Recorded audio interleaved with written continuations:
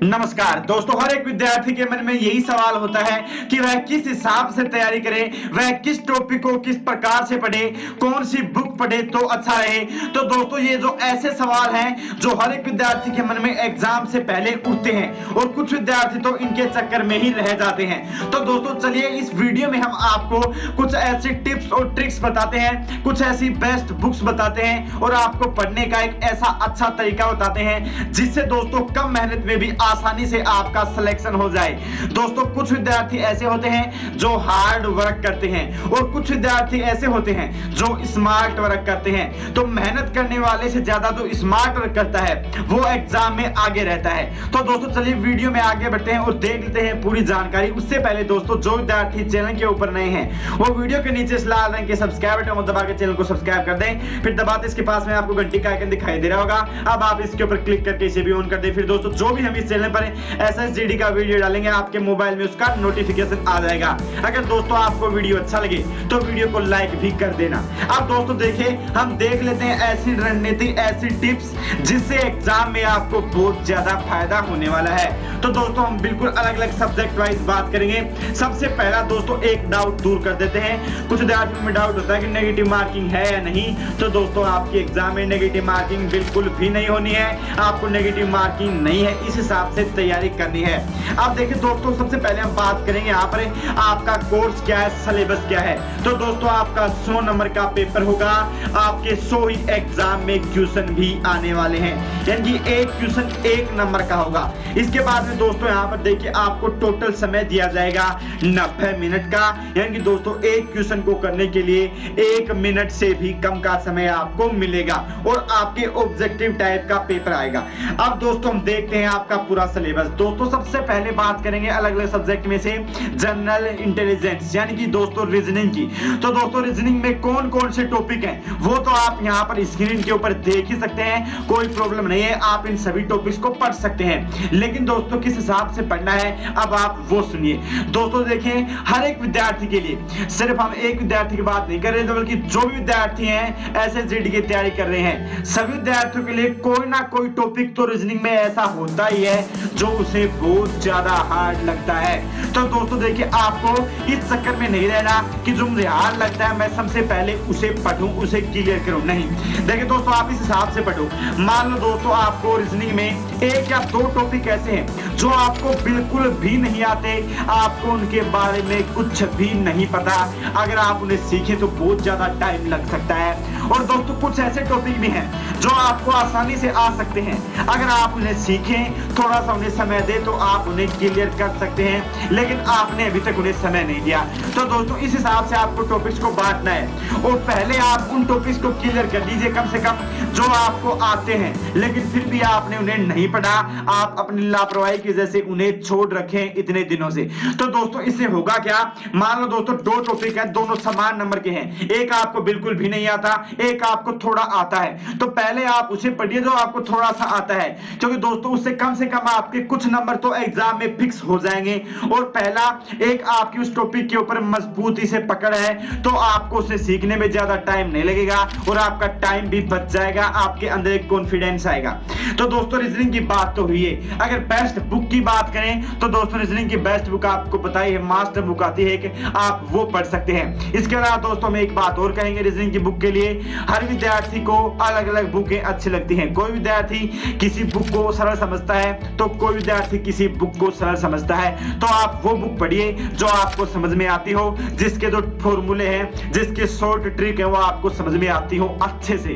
तो दोस्तों ये बात तो हो गई रीजनिंग की। इसके बाद में बात करें जीके की और करंट अफेयर्स की, जनरल साइंस की। तो दोस्तों करंट अफेयर्स का तो सीधा सा एक इलाज है, पहला न्यूज़पेपर पढ़ो। इसके अलावा अगर आप पढ़ना चाहें तो एक्स्ट्रा में कोई जो साप्ताहिक पत्रिका आती है, इसके अलावा जो मासिक पत्रिकाएं आती है करंट अफेयर्स की वो भी आप पढ़ सकते हैं। और दोस्तों देखिए जीडी कांस्टेबल का पेपर आएगा, कोई IAS या IPS का नहीं, ये बात भी आप याद रखना। करंट अफेयर्स है वो पूछी जाएगी लेकिन बहुत ज्यादा गहराई से नहीं, करंट अफेयर्स के नॉर्मल क्वेश्चन ही पूछे जाएंगे, ज्यादा गहराई में आपको करंट अफेयर्स के जानने की जरूरत नहीं है। नॉर्मल अगर आप पढ़ेंगे तो भी कोई दिक्कत आपको नहीं होगी। इसके अलावा दोस्तों जीके की बुक की बात करें तो दोस्तों इसके लिए जो ल्यूसेंट की बुक आती है वो दी बेस्ट है। और दोस्तों ल्यूसेंट की इसके अलावा एक और बुक आती है जिसमें आपको सभी क्वेश्चन ऑब्जेक्टिव टाइप में दिए होते हैं। पहले आप जो बुक आती है पूरी सिलेबस वाइज वो पढ़िए, नीले कवर की आती है, उसके बाद में जो ऑब्जेक्टिव टाइप की बुक आती है उसे पढ़िए। इस प्रकार से दोस्तों आप जीके को आसानी से क्लियर कर सकते हैं। जनरल साइंस के लिए आपको बिल्कुल अलग से जनरल साइंस की बुक अगर आप लेते हैं तो ठीक है, या फिर जो ल्यूसेंट की बुक आती है उसमें भी जनरल साइंस दी हुई होती है जीके के अंदर।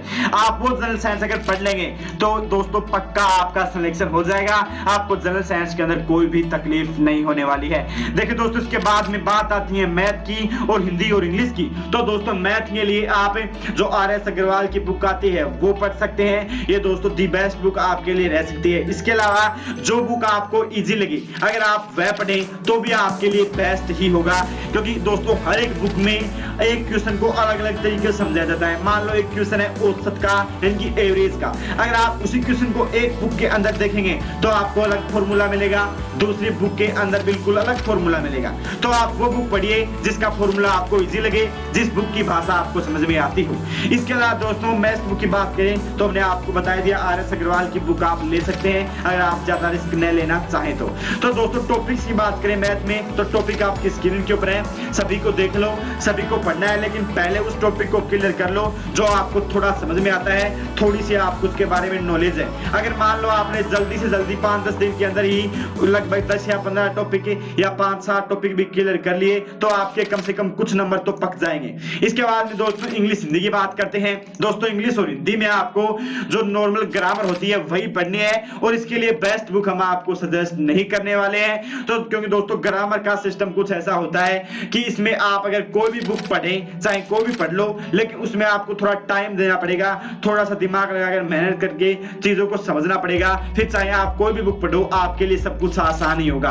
और दोस्तों देखिए हिंदी और इंग्लिश में आपके एग्जाम में वही भाषा आने वाली है जो आपने चुनी थी, जिस मीडियम से आप आते हैं। अगर आपको हिंदी आती है, हिंदी मीडियम से है तो नो प्रॉब्लम, आपके पेपर में हिंदी आएगी, बिल्कुल भी कंफ्यूज होने की जरूरत नहीं है। हिंदी की तैयारी आप आराम से करो, हिंदी की ग्रामर है, संख्या, सर्वनाम, विशेषण सभी को आप आराम से पढ़ सकते हो।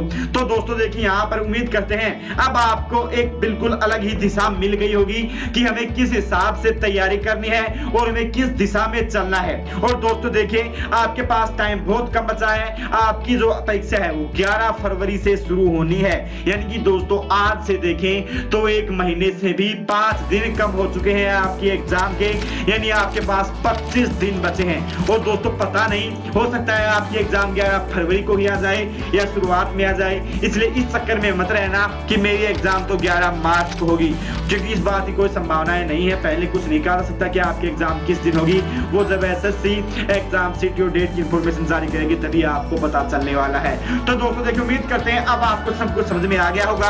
अगर आपके मन में कोई डाउट है तो आप वीडियो के नीचे कमेंट करके पूछ सकते हैं। और दोस्तों जो हमने आपको टिप्स और ट्रिक्स बताई हैं उन सभी को बिल्कुल याद रखना, और एग्जाम में आपके ये बहुत ज्यादा काम आने वाले हैं। दोस्तों हम भी आपको सभी जो सब्जेक्ट है उनके मोस्ट इंपोर्टेंट क्वेश्चन की सीरीज 1 या 2 दिन के अंदर शुरू करने वाले हैं। बहुत जल्द आपको मोस्ट इंपोर्टेंट क्वेश्चन की सीरीज शुरू कर दी जाएगी, उसमें आपको हर एक सब्जेक्ट के क्वेश्चंस उपलब्ध करवाए जाएंगे, लिखित में भी और वीडियोस के अंदर भी। दोस्तों इस वीडियो में इतना ही। अगर आपका वीडियो अच्छा लगा है तो वीडियो को लाइक कीजिए, अपने सभी दोस्तों में शेयर करना बिल्कुल मत भूलिए, ताकि आपके साथ साथ आपके दोस्त भी जानकारी को प्राप्त कर सकें और कम से कम उन्हें भी कुछ फायदा हो जाए। चैनल के ऊपर नए हैं तो चैनल को सब्सक्राइब करके बेल आइकन को भी ऑन कर दो, क्योंकि यहाँ पर आपको एसएससीडी की ऑनलाइन तैयारी करवाई जाती है और इससे जुड़ी पल पल की अपडेट आप तक सबसे पहले पहुंचाई जाती है।